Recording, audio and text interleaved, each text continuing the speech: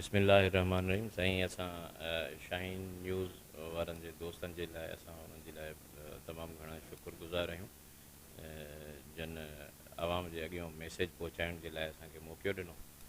गुज़ारिश ईअं ई आहे त असां रिसेंटली हिकिड़ो हफ़्तो थियो आहे पंहिंजे महदूद वसाइल जे हूंदे ऐं पंहिंजे हिते जेके असांजो स्टाफ आहे उन जे ग़ैर मौजूदगी जे हूंदे बि असां उन्हनि खे मौजूदु करण जी कोशिशि कई आहे। असां वसाइल न हूंदे बि एतिरी कोशिशि कई आहे त असांजा जेके मोटर्स हुया उहे हितां जा डीवाटरिंग मशीनियूं हुयूं उहे असांजो हितां ग़ाइबु हुयूं, जेके कोन पियूं लभनि। जन ते असां एक्शन खणी करे असां उहो जंहिं वटि पियूं हुयूं उहो 4-5 असां हथु करे वरितियूं आहिनि। ऐं कल्ह सुबुह जो हिते मां पाण अटेंडेंस वरिती आहे त अटेंडेंस में तक़रीबन मां सम्झां थो त 98 माण्हू जेको आहे त असांजा हितां कोन हुया, ग़ाइबु हुया, ग़ैर हाज़ुर हुया। हाणे इन्हनि सभिनी खे मतिलबु हिकिड़ो मैकेनिज़म ठाहिण में ऐं हिकिड़ो सिस्टम सेट करण में जेको आहे त थोरो टाइम लॻंदो।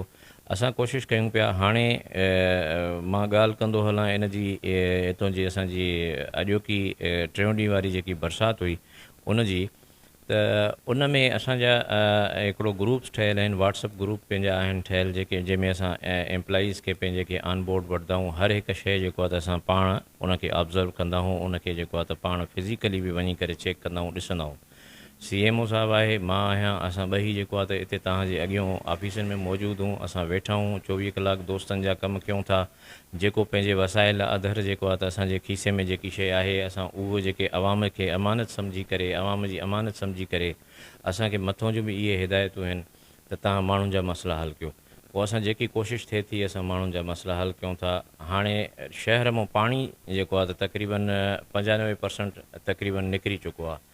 बाक़ी 5-8% जेको आहे त किथे अगरि जेकॾहिं बीठो आहे त उते बि असांजूं टीमूं, असांजा पंहिंजा सैनिटेशन ऑफिसर, सैनिटेशन जो अमलो सॼो उहो ऑन बोर्ड आहे, उहो जेको आहे त उते कमु करे पियो। अल्हम्दुलिल्लाह कोशिशि कंदासीं असां त शहरनि खे जेतिरो थी सघे असां उन्हनि खे असां सहूलियत फ़राहम कयूं। जेकॾहिं सहूलियत फ़राहम असां न करे सघियासीं त पोइ असांजे हिते वेहण जो जेको आहे त को जवाज़ु कोन थो रहे। अल्हम्दुलिल्लाह मां इहो ई चवंदुसि।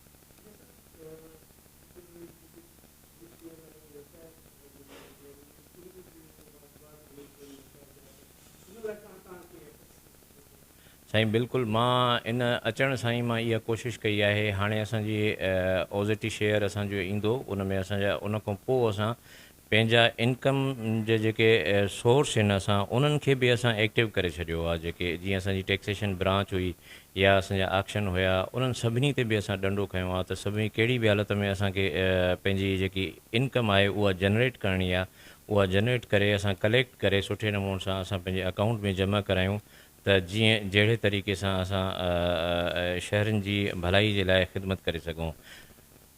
ऐं असांजो पेंशननि जी रही ॻाल्हि इहा त पेंशनर जेके दोस्त आहिनि उन्हनि जो हक़ु आहे, उन्हनि जो राइट आहे।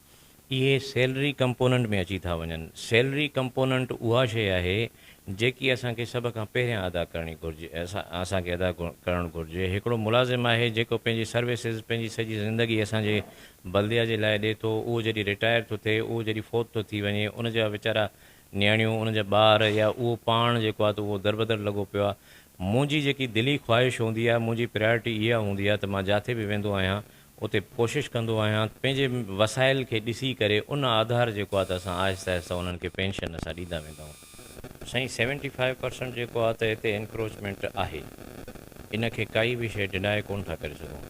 ऐं इहो हाणे न थी आहे, इहो इलाही टाइम खां वठी आहे। ऐं न सिर्फ़ु सांगड़ शहर में आहे, हे ॿियनि शहरनि में बि इंक्रोचमेंट आहे ऐं तमामु घणी इंक्रोचमेंट आहे। उन जे लाइ मां शहरनि दोस्तनि खे या जेके इंक्रोचर आहिनि उन्हनि सभिनी खे मां गुज़ारिश कंदुमि त महिरबानी करे पाण जेके असांजे शहर जे सफ़ाई सुथराई जी रंडक था बणिजनि, जेके नालनि जे मथां जेके वेठा आहिनि उहे पाण जो पाण पोइते थी वञनि। अदरवाइज़ जेको आहे न त असां हाणे त इलेक्शन जी मौसम आहे, इलेक्शन जीअं गुज़रे त मां इनशाला कोशिशि कंदुमि त मां उन्हनि खे रिमूव कंदुमि ऐं पाण सां गॾु असां फोर्सिस बि खणंदासीं, पंहिंजो अमलो बि खणंदासीं ऐं एक्सीवेटर बि घुराईंदासीं, हथोड़ा घुराईंदासीं। असां मतिलबु जेको थी सघियो असां एफर्ट्स वठी करे इंक्रोचमेंट उहा जेकी शहरनि खे तकलीफ़ थी ॾिए जेके असांखे सफ़ाई सुथराई में तकलीफ़ थिए उहा एनक्रोचमेंट असां कहिड़ी बि हालत में ठाहींदा।